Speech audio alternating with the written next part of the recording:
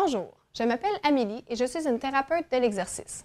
Aujourd'hui, je vais vous présenter un programme de bicyclette stationnaire pour prendre en main votre arthrose. La bicyclette stationnaire est efficace pour l'arthrose. Elle l'est pour réduire la douleur, pour avoir une meilleure mobilité, une meilleure fonction physique, une meilleure vitesse de marche et une meilleure capacité aérobie. Lorsque vous commencez un programme de bicyclette stationnaire, consultez toujours votre médecin. Évitez de faire des mouvements qui pourraient vous causer de la douleur et prenez des pauses si nécessaire. N'oubliez pas que la bicyclette stationnaire n'est pas pour tout le monde. Faire de la bicyclette stationnaire est une bonne manière de faire de l'exercice en limitant le stress sur les articulations. C'est aussi une méthode saine ainsi que sécuritaire pour perdre du poids et pour améliorer la qualité de vie. Par exemple, Roland a 68 ans. Il souffre d'arthrose au genou depuis 2 ans. Il est très actif, mais ça devient de plus en plus difficile à cause de son arthrite.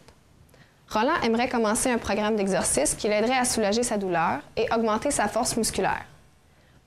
Oui, la bicyclette stationnaire est un bon choix pour Roland. Il a donc consulté le site Internet Prendre en main votre arthrite. Il a appris qu'il pouvait faire de la bicyclette stationnaire pour soulager sa douleur. Ces informations sont basées sur un article dont les participants sont âgés entre 52 et 82 ans, ont comme affection l'arthrose au genou depuis au moins 6 mois. Un programme de bicyclette stationnaire se pratique 3 fois par semaine. La durée de chaque séance est de 60 minutes et la durée de l'intervention complète est de 12 semaines. Comme on peut le voir dans le tableau ici présent, le nombre de minutes de bicyclette par séance augmente à chaque semaine de l'entraînement. Il y a 2 fréquences cardiaques auxquelles on peut s'entraîner. C'est la basse intensité et à haute intensité, qui sont de 40 et 70 % respectivement. Pour connaître votre fréquence cardiaque optimale, on doit commencer par prendre le pouls. La première façon de prendre son pouls est le pouls carotidien. Donc, en plaçant votre index et majeur au milieu du cou, vous glissez vos doigts à gauche ou à droite sur une distance d'environ 3 cm. La deuxième façon est de prendre son pouls sur le poignet. En utilisant votre index et majeur, trouvez l'endroit où vous pouvez sentir votre pouls à l'intérieur de votre poignet, en dessous de la base du pouce. Pendant 15 secondes, comptez le nombre de pulsations et multipliez ensuite par 4. Vous pouvez aussi compter pour 1 minute au complet. Pour trouver votre fréquence cardiaque maximale, vous devez calculer 220 moins votre âge. Par exemple, si nous utilisons Roland, nous faisons 220 moins 68, qui est son âge, ce qui nous donne 152 battements par minute. Pendant une partie du programme, Roland devrait obtenir une fréquence cardiaque de 55 % de sa fréquence cardiaque maximale.